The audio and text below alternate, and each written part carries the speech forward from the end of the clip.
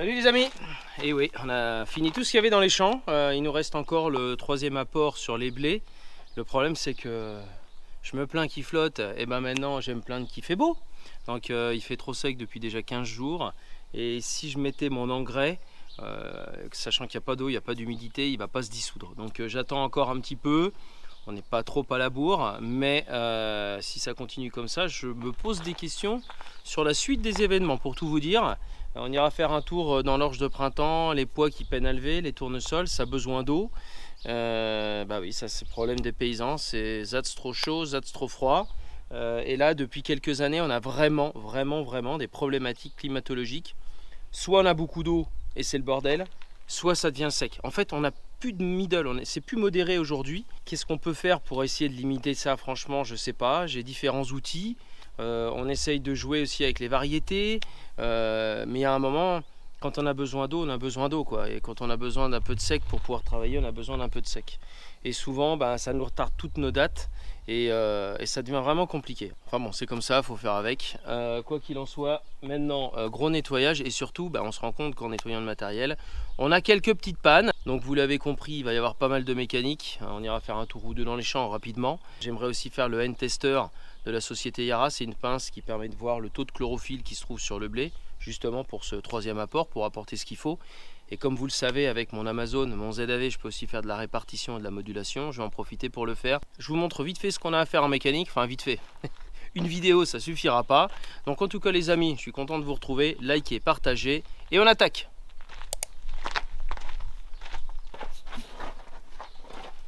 Bon, on avait refait la peinture du Macé là il y a déjà quelques années. Je vous mettrai la vidéo en haut à droite. Et en fait, ça a commencé à se refissurer un peu partout. Donc, on va essayer de comprendre ce qui se passait. Et oui, c'est un rouge flamboyant. Pourquoi? Parce que comme ça se fissurait dans tous les sens, il a fallu refibrer. Parce que tout était fissuré. Voilà, il y a eu les vibrations. Puis en fait, je me suis rendu compte que toutes les fixations qu'il y avait sur le tracteur quand on l'avait acheté, elles n'ont jamais changé. Et c'était pas celle d'origine. Parce que je me dis, c'est pas possible. Il n'y a pas de caoutchouc, il n'y a rien. Et la vibration est prise directement par le flanc du tracteur. Et évidemment, les vibrations, elles font fissurer la carrosserie. Donc j'ai fait ça chez le cousin de Camille, d'ailleurs, je le remercie bien, qui est peintre du côté de Maintenon dans l'Eure-et-Loire. Pour le coup, on a pris un spectrogramme, là, je ne sais plus comment on appelle ça, là, pour reprendre exactement la peinture, parce qu'elle a terni avec le temps. Mais je pense que le vernis l'a fait bien briller. Donc vous l'avez vu une fois, hein, on peut faire les carrosseries au WD-40. Je crois qu'il va avoir le droit à ça. Et en même temps, lorsqu'on a démonté la tôle, on s'est aperçu qu'il manquait une vis sur l'alternateur. Donc vous voyez, ça a toujours du bon de prendre son temps, de nettoyer comme il faut le matériel, parce qu'il y a des pannes qu'on ne voit pas. D'ailleurs, je vais en profiter pour vous en montrer une autre encore. Et voilà. Et puis en plus, je me suis aperçu que le capot était complètement dévié. Et on va voir de l'autre côté, ça l'a complètement abîmé. On va remettre ça droit. Bon, en fait, le capot, il vient frotter de ce côté, sur le flanc gauche du tracteur. Donc il a tout abîmé. Vous voyez, d'ailleurs, ça le bouffe. Et en fait, quand vous le regardez comme ça, il est décalé vers la gauche. Et pourtant, il n'y a pas de lumière, ni sur la fixation centrale. Et ça là-haut, le petit cliquet, il n'y a pas de lumière non plus. Vous voyez, il est vraiment fixe. Donc ce que je vais faire, c'est que on va enlever ça et on va faire une lumière plutôt non pas dans la longueur mais dans la largeur. Ça va être plus simple. Voilà. Et oui, vous l'avez vu, tache d'huile aussi. Alors en fait, ça vient d'un tuyau de relevage. Alors au début, j'avais un peu peur parce qu'il y a la masse de 500 kg qui est dessous. Il n'y a rien pour le prendre.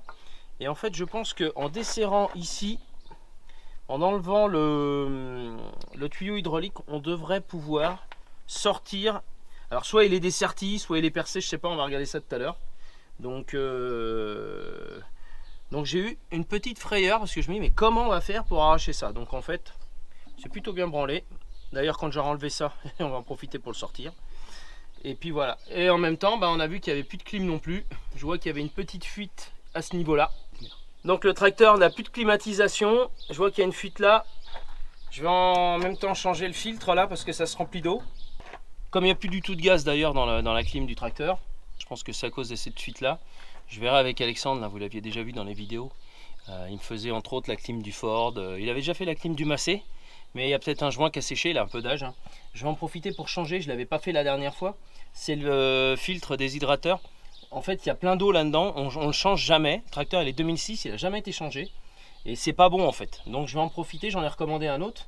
On va le changer en même temps, tant qu'il n'y a pas de gaz. Enfin bon voilà, au début je voulais pas trop faire le gros Massey. Et puis je me rends compte qu'on a pas mal de taf. Je vais vous montrer aussi, il y a le vérin de la Le Bouche qui fuit, il faut qu'on l'enlève. Ça je me ferai aider tout à l'heure par Alan. Et puis on a tous les filtres à changer du pulvé. Les buses aussi parce que c'est une pièce d'usure. Il faut que je le fasse passer au contrôle de phyto, c'est important et c'est sa dernière année. Et puis il y a un réducteur à faire sur le classe, il y a du nettoyage à faire. Enfin bon, plus on gratte, plus on en trouve. Bon, allez, on va essayer de faire des lumières. Lumière.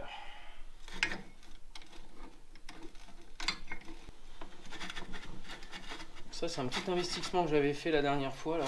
Et ben franchement, avoir une colonne pour percer, c'est quand même le bonheur.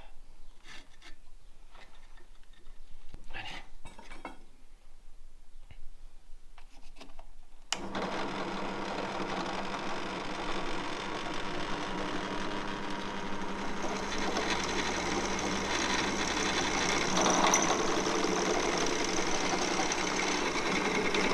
Attends les fourrés qui coupent hein. Tac. J'ai mis des boulons là, mais des écrous, mais il faudrait que je mette des papillons. Papillons, papillons. Tac, c'est parfait. Ok. Bon. Voilà. J'ai fait un petit décoché là. Je vais le faire glisser. Et je vais le mettre en bordure là parce qu'il faut quand même que ça garde du grip ici. C'est pas d'origine, mais je pense qu'avec le temps, le capot il a dû se décaler. Oh, c'est comme ça. Avec une grosse rondelle, c'est parfait. On dirait de l'origine, mais c'est pas de l'origine. Tada. Bon, tiens, venez voir, je vais vous montrer un peu le chantier. En fait, il y avait une plaque là qui permettait entre autres de voir comment étaient fixés les tuyaux hydrauliques. Et là, on peut s'apercevoir qu'il y a une jupe qui fuit là, juste ici. Donc là, avant de remonter la plaque, démontage du flexible. Et puis on ira le faire. Voilà, tout simplement. Ouais. Je vais quand même tester avant mon histoire de plaque là.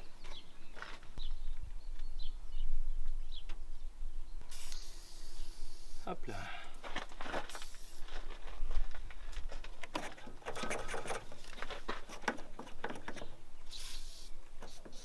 Ah, le petit ressort, hop là. Un petit coup partout. Prions le Seigneur dans son infinie bonté.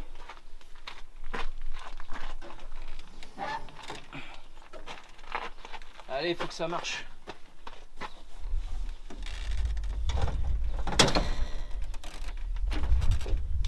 Comment ça se met de l'autre côté?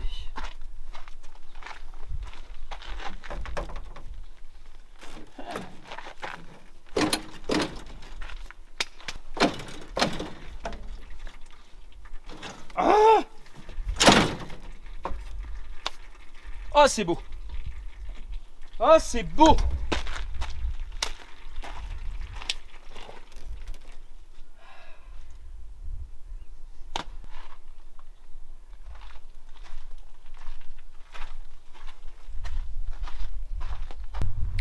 C'est ça que je voulais vous montrer aussi.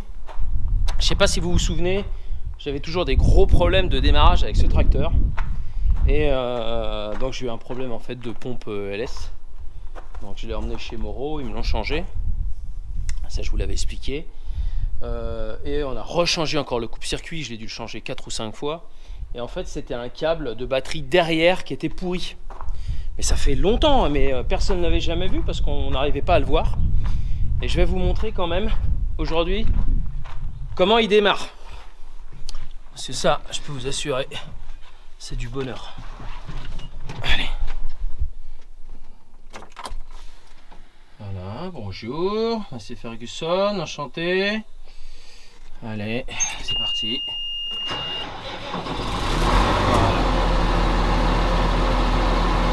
Voilà. Il démarre comme ça, à froid comme à chaud. En fait, comme il a démarré dans les tout débuts ce tracteur, quoi, quand mon père l'avait. Bon, de toute façon, on a tout changé, à force, on va réussir à en faire quelque chose de bien.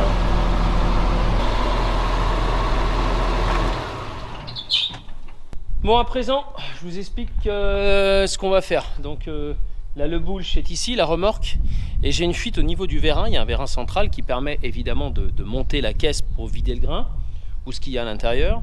Et ça fait déjà quelques années que je l'ai acheté. Et au niveau du vérin, donc il y a des joints pour éviter que l'huile ne sorte évidemment hein, quand on monte la benne. Et ça commence à vieillir. Donc je voudrais l'emmener chez un hydraulicien. Je crois que ça se dit comme ça, un hydraulicien. Mais avant, il faut démonter le vérin. Alors je vais essayer de retrouver une ancienne vidéo que j'avais fait avec Seb à l'époque. Où, je ne sais pas si vous vous souvenez, j'ai une remorque, une 3 essieux avec une tourelle tout alu, qui avait bloqué d'ailleurs. Et on avait refait les 2 vérins. Et on l'envoie à la même société. Alors là, ça devrait être un peu plus simple. Il y a un pied de fixation pour laisser la caisse en l'air. Je vais quand même mettre des bastins en bois. Et puis surtout, c'est qu'il n'y a que 2 axes, un en haut et un en bas. Au lieu d'avoir, comme la dernière fois, des circlips avec des rotules. Donc vous voyez, cette espèce de fuite là. On voit de l'huile hein, sur le fût du vérin. Donc on a un axe à enlever là-haut. Et ensuite avec le Manitou, on essaiera de le sortir ce vérin. On va déjà monter la caisse pour voir ce que ça donne. Alors évidemment pour monter la caisse, je vais déjà brancher le classe dessus. Et puis, alors je ne vais pas remonter le vérin, mettre des bastins pour ensuite vider le tout.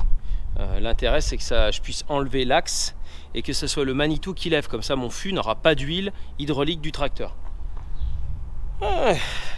C'est pas gagné hein.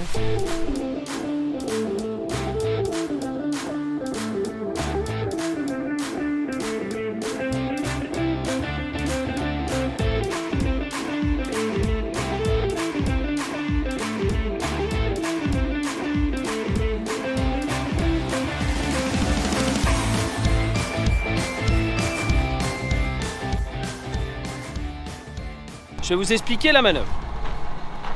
En fait, il faudrait qu'on fasse comme on avait fait la dernière fois sur l'autre remorque. C'est-à-dire qu'on va la mettre en long. On a mis un bastin. Alors, je l'ai mis en hauteur déjà parce qu'on va essayer de trouver un autre bastin pour avoir une double protection.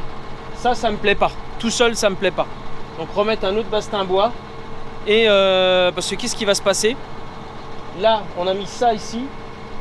Cette petite poutre en bois. Comme ça, quand on va baisser, je vais pouvoir passer juste là.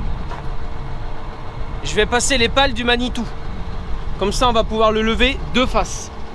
On va lever avec le Manitou. On aura déjà enlevé, évidemment, l'axe du vérin au-dessus. Et on aura la machine levée. L'intérêt, c'est de pouvoir garder le fût et les vérins complètement en bas, le plus vide d'huile. Et ensuite, de pouvoir le sortir par-dessous. Donc, on va mettre des palettes sous la remorque. Vous avez compris? Je sais pas s'ils ont compris. Non, on va leur montrer. Bon voilà, l'axe est enlevé, il s'est enlevé très facilement. Donc maintenant on va lever la benne. Hop, l'axe est là. Vous comprenez pourquoi c'est toujours pénible? C'est pas simple de faire des vidéos méca. J'enlève mes gants, je les remets, je les reprends, enfin c'est l'enfer. Bon, on a notre atelier ambulant. Donc voilà. Pour le coup c'est top. Je vous l'avais montré la dernière fois, mais je suis très content. Bon. La cale. Je vais prendre le télescope. Je vais prendre ça à ce niveau-là.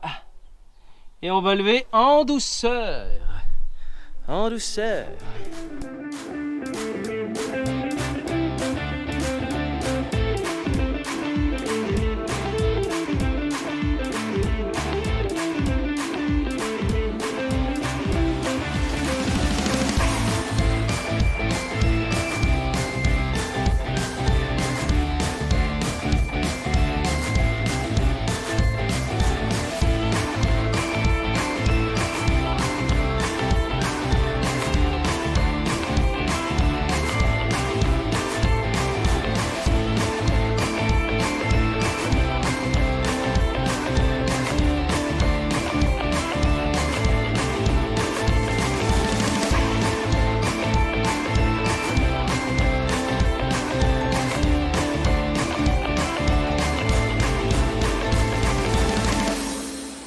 Bon les amis, double sécurité.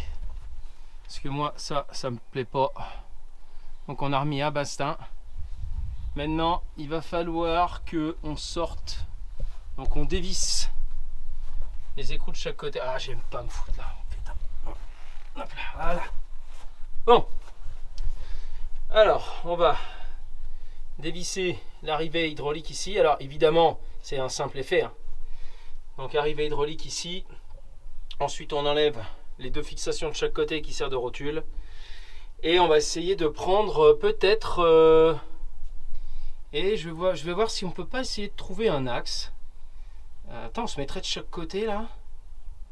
Peut-être un truc à faire. Bon, on va déjà essayer de sortir de dévisser ça puis de pouvoir le faire tourner. On voit que de toute façon là c'est ovale ici, donc à mon avis on peut le tourner. Bon, on va essayer ça tout de suite.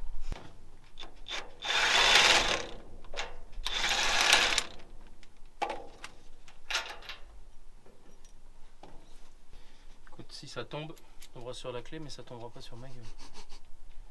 Moi, gueule.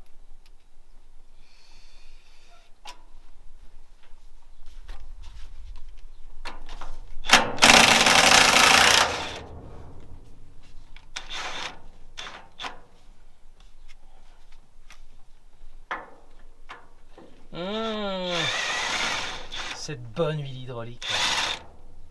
Ah, j'adore.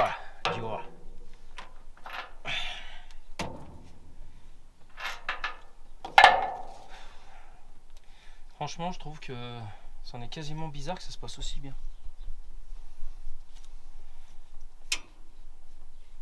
Et là, blanc, il tombe sur la tronche. T'es obligé de passer de l'autre côté, mais j'ai les cieux. Pas envie. Ok.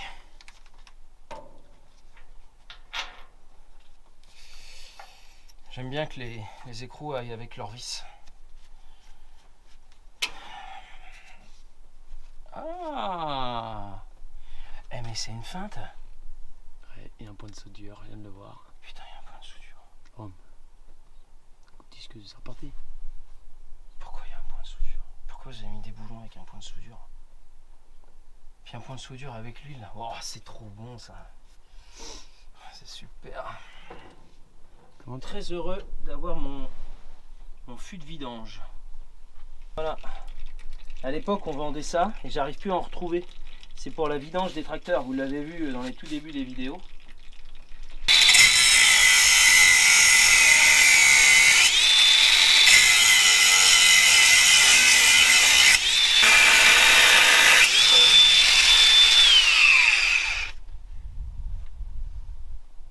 Okay. On va aller faire pareil de l'autre côté.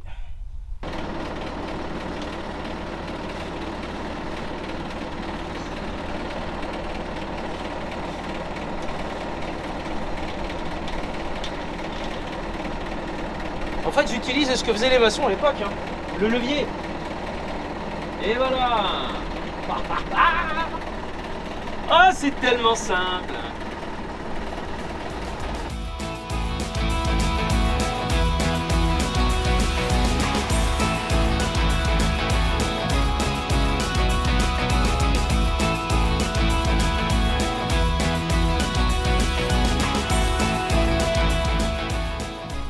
Bon.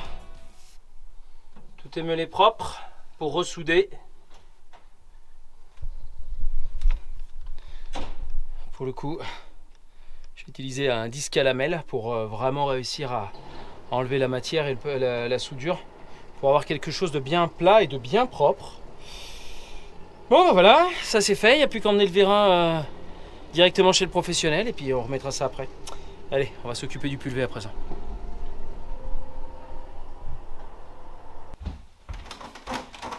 Putain, faut que je vous en raconte une bonne là.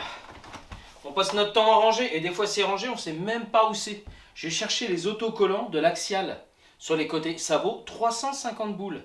Impossible de les trouver et tout, on a regardé avec Seb, enfin l'enfer.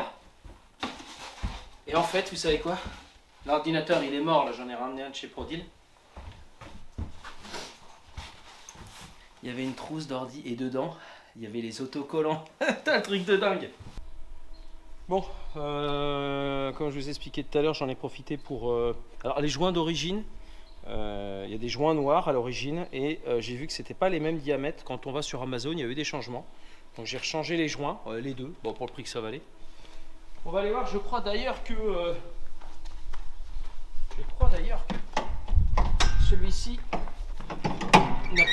l'ancien filtre, il n'avait pas de joint.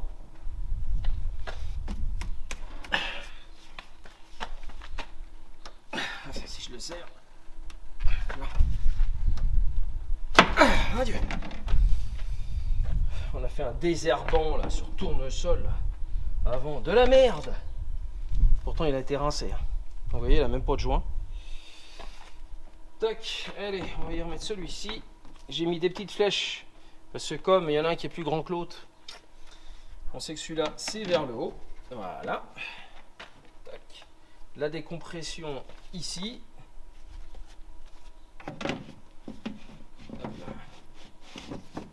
Tac.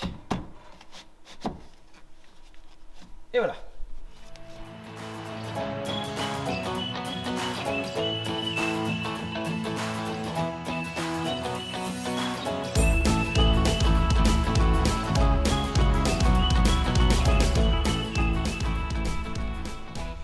Comme je vous expliquais, les buses, c'est aussi une pièce d'usure. C'est aussi une pièce d'usure, je vais vous montrer. Alors on ne le voit pas trop à l'œil nu.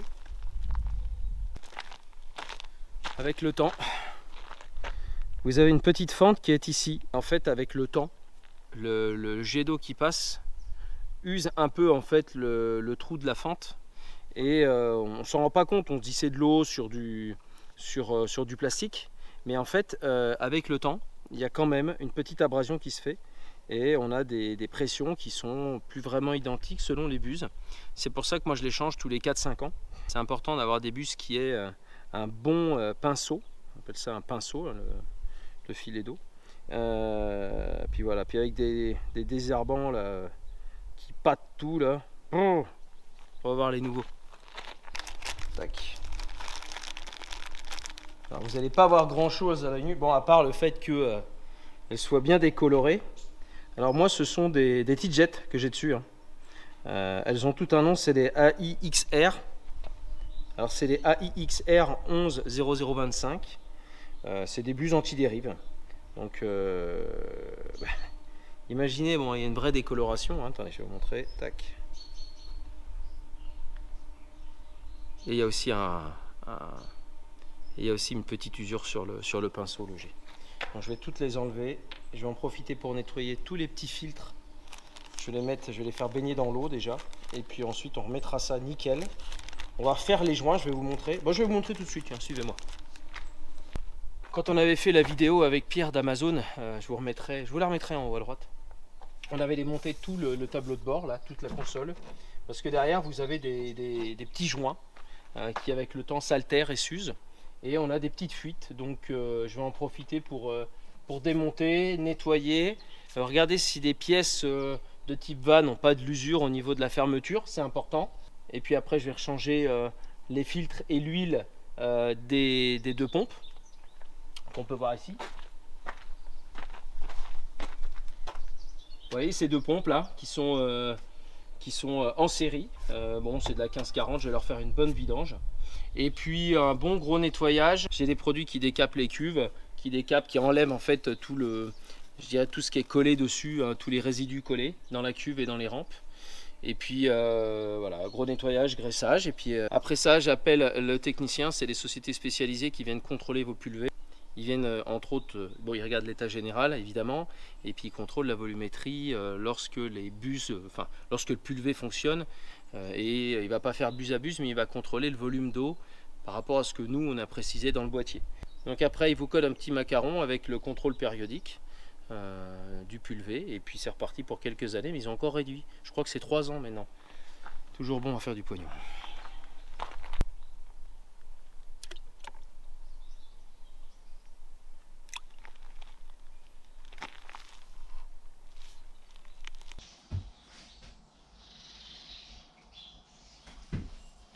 Bon, ce matin, J'ai sorti ma petite pince N-Tester. Pourquoi? Parce qu'on va aller faire un tour de culture et plus spécifiquement sur le blé. En fait, chez Yara, ils ont conçu il y a quelques années la pince N-Tester. Même quand j'étais au lycée agricole, je la connaissais déjà à l'époque. Donc en fait, elle vient calculer, je vais vous montrer, elle vient calculer le taux de chlorophylle sur la plante. C'est pas compliqué, vous avez une trentaine d'échantillons à prendre. Et à chaque fois vous bipez, ça se remet sur le portable, il faut avoir l'application. Et une fois qu'on a les 30 échantillons, on va un peu partout dans la parcelle. On va ensuite sur son ordi, pareil, j'ai un compte AT-Farm, hein, c'est sur AT-Farm. Et puis je m'en vais directement mettre mes échantillons. En fait, ce qui est top, c'est que vous avez le GPS qui permet d'avoir une cartographie de la parcelle, parce que vous avez des densités de blé qui sont plus ou moins importantes, hein, c'est normal, rien n'est homogène. Et ensuite, vous venez spécialiser exactement l'azote que vous allez mettre directement sur le terrain avec la pince. Ça fait déjà 3 ans que je l'utilise. Et comme j'ai mon Amazon avec la régulation, je mets ma cartographie sur la clé USB, direction la Matron, et je me fais une régulation. Parce qu'en fait, je l'utilise souvent sur le 3e apport, voire le 4e apport. Ça dépend quand j'ai des blés supérieurs ou améliorants. Je préfère mettre en 4 apports, alors la même dose hein, d'azote. Je suis environ à 180 unités, mais je l'apporte en 4 fois. Et surtout, le dernier passage est important pour la protéine. C'est pour ça que la petite pince N-Tester, c'est plutôt intéressant. Donc on ira faire un tour de champ tout à l'heure. Je vais vous montrer aussi l'orge de printemps, c'est sec. Hein. Ça ne veut pas pleuvoir, ils n'annoncent pas d'eau avant 15 jours encore. C'est pas simple. Bon, j'ai sorti aussi toutes les tablettes, les antennes CH Nav pour pouvoir bien les nettoyer. Évidemment, ne pas laisser dans les tracteurs. Je les mets dans un endroit caché. La Matron, enfin bon, faire un gros coup de nettoyage, c'est pas compliqué. On est quasiment à 2 mois des moissons à peine. Je veux que la ferme elle soit nickel chrome, que le matériel, les tracteurs, tout soit nickel. Qu'on se dise pas au moment où j'ai besoin d'un outil, ah bah j'ai oublié de changer telle roue, non, ah bah j'ai oublié de faire l'électricité, non. L'intérêt c'est, on commence moisson, on a la tête juste pour ça, juste pour les moissons, pas pour faire de la réparation, hormis la casse qu'il peut y avoir sur place évidemment. Allez les amis, c'est parti. Allez c'est parti, on va aller faire un tour au champ. On va voir l'orge de printemps. J'ai désherbé mécaniquement. Pas encore chimiquement, il faudrait, mais comme il fait sec, ça servira à rien. Donc j'avais gardé la houe rotative et la RC Tri en attendant. D'ailleurs, je ne sais pas si vous vous souvenez, lors de la dernière vidéo, on avait passé la RC Tri directement, 3-4 jours après les semis, parce qu'en fait, on avait, ça a plu juste allez, quelques heures après qu'on ait semé. Elle avait fait du boulot, elle avait détruit un petit peu tous les petits filaments de raie gras qui levaient. Elle a cassé aussi un petit peu cette croûte de battant, ça lui a fait vraiment du bien. On a attendu un peu, ça a séché. On avait encore cette croûte de battance et on avait sorti la houe rotative pour le coup, pour être un peu plus agressif sur le sol. Alors ça a pas mal bossé, hein. De toute façon on le voit bien. À chaque fois que je fais des tests, je fais toujours un passage où je passe pas. Donc on le voit bien. Mais le problème c'est que maintenant ça manque beaucoup d'eau. Je vais vous montrer. On est autour du... On est fin avril. Et voilà où elle en est en fait. Vous voyez, tout est archi sec. Bon après on a nos amis un peu nos amis les sangliers, mais elle a vraiment besoin d'eau. Et comme vous voyez, il y a quelques repousses de raie gras. Alors je leur ai bien fait, tout est déjà prévu hein, au niveau du désherbant. Mais le problème c'est que ça servira à rien. Et d'une, je ferai du mal à l'orge de printemps, ça pourrait la taper. Et secondo, déjà qu'il y a des problématiques souvent avec les désherbages de printemps qui n'ont pas beaucoup d'effet, ça pourrait être encore pire s'il fait sec comme ça. Donc il y a eu l'azote hein, qui a été dessus, tout a été fait nickel, sauf que maintenant il faut que ça flotte quoi, tout simplement. Faut que ça flotte. Allez, me voilà dans une parcelle de blé. Absalon. Et vous voyez, il commence à épier quoi. Il est même fortement épié. Et comme on peut voir, le stress hydrique commence à se faire ressentir. On a le bout les pointes des feuilles qui se recroquevillent. Parce que c'est normal, ils veulent éviter l'évaporation, garder de l'eau pour vivre. c'est pas mal, hein. C'est dommage, hein. Si ça pouvait pleuvoir un peu dessus, là, je pourrais apporter mon troisième apport. Voilà, puis là, tous les précédents, ça c'était un précédent poids. Alors ouais, le poids, ça rapporte rien, mais alors l'année d'après, là, vous avez un des blés les plus beaux de la ferme. Dès qu'on a des précédents comme ça, c'est génial, hein. En plus de faire de l'environnement. Bon, allez. Alors, comment je vais faire? Je dois tenir mon téléphone avec l'application. Je dois tenir la pince N-Tester et je dois tenir la GoPro. Donc je mets tout en route et je vous retrouve.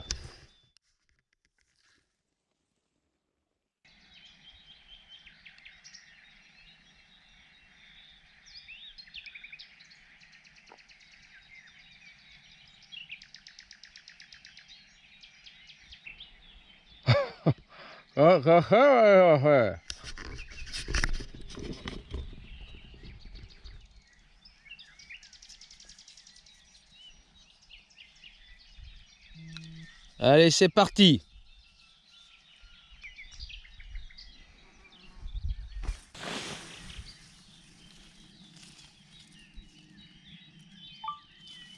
Ah, avec le petit bip, c'est génial.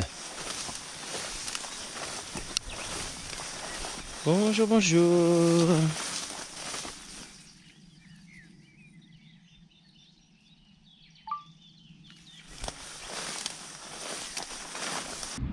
Bon, ça y est, j'ai fini. J'ai fait mes 30 échantillons. J'ai une valeur de 651. Donc comme ça, je vais pouvoir aller sur AT Farm, sur l'ordi, voir la parcelle satellitement parlant. Et ensuite, on regardera le calcul par rapport à ce que je voulais apporter. Et puis bah ça va me faire ma cartographie. Voilà les amis.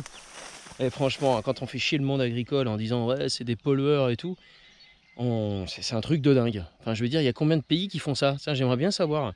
Toute l'écologie, toute la gestion pilotée informatiquement de nos cultures, hein, comme des bêtes, eh ben, j'aimerais bien savoir combien de pays le font. Parce que qu'est-ce qui va se passer? Quand on aura bien ennuyé tous les paysans français, que la plupart seront dégoûtés, on laissera tout en friche. Comme on n'aura plus de bouffe en France, on va tout importer, de la merde avec plein de phytos. Alors vous serez contents, les gens seront contents, ils auront plus de pulvérisateurs qui viendront traiter à côté de chez eux, mais ils vont bouffer de la merde. Voilà, ça va être en silence, en secret, parce qu'on ne le voit pas, hein, bien sûr, hein, que ce qu'on bouffe c'est dégueulasse, c'est pollué quand ça vient de l'extérieur. Voilà, c'est tout. Dommage, tant pis. Bon, je suis sur AT Farm, donc je suis bien sur ma ferme, hein, belle place. On était dans le champ de l'étang, qui fait 4 hectares 8, et on voit déjà des couleurs. Alors attendez. Ouais, on voit mieux ou on voit pas mieux? Vous voyez mieux? Je sais pas.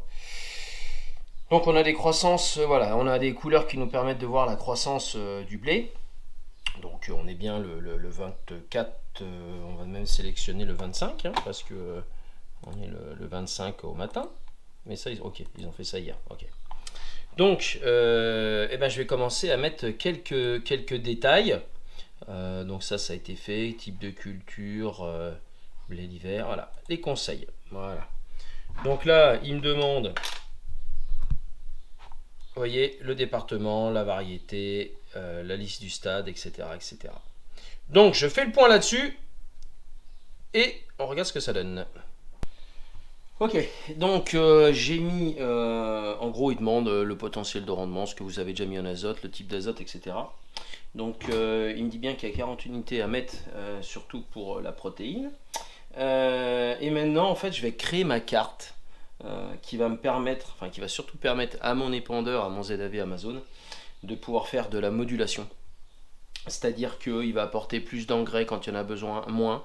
En fait, je lui dis j'ai tant à mettre, tu le répartis comme tu as envie.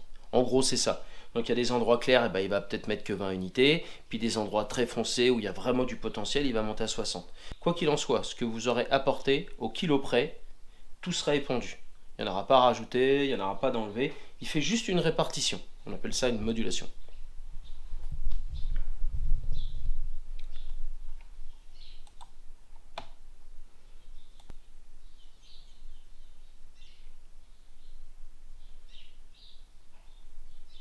Et voilà. C'est super.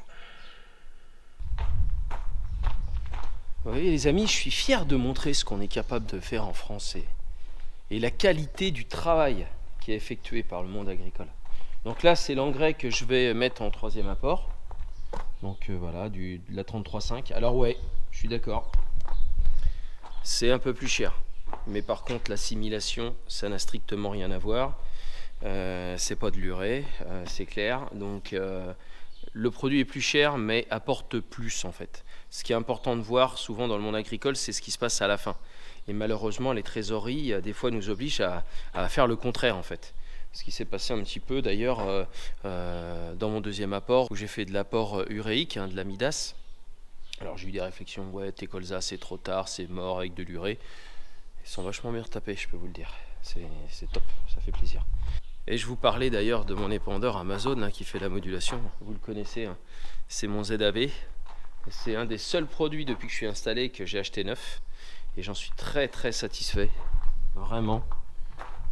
Bon après je ne vais pas vendre la marque Amazon, tout le monde la connaît. Et c'est une marque que je connais depuis déjà bien longtemps. Mais la modulation de dose là sur 28 mètres, je trouve ça extraordinaire. Vraiment top top top. Ils ont fait un super produit.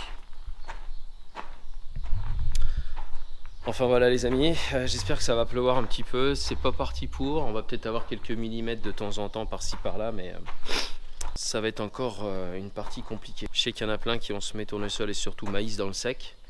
C'est une bonne chose de le faire dans le sec, maintenant on attend la flotte quoi. Et la graine elle est dans le sol, elle attend, mais quand elle attend trop ou qu'elle a germé un tout petit peu et qu'il fait sec derrière, en règle générale c'est mort. Donc voilà les amis, j'étais content de vous retrouver, il y a eu plein de choses de faites sur le matériel. Alors la mécanique c'est assez compliqué quand on a les mains pleines de graisse etc. Mais bon, j'ai essayé de voir si je peux pas avoir une ou deux mains qui pourraient me tenir la caméra de temps en temps. En tout cas, on se retrouve sur mes réseaux sociaux, Vous avez toujours le Facebook Alexandre de Pro Deal Center, l'Instagram et le TikTok.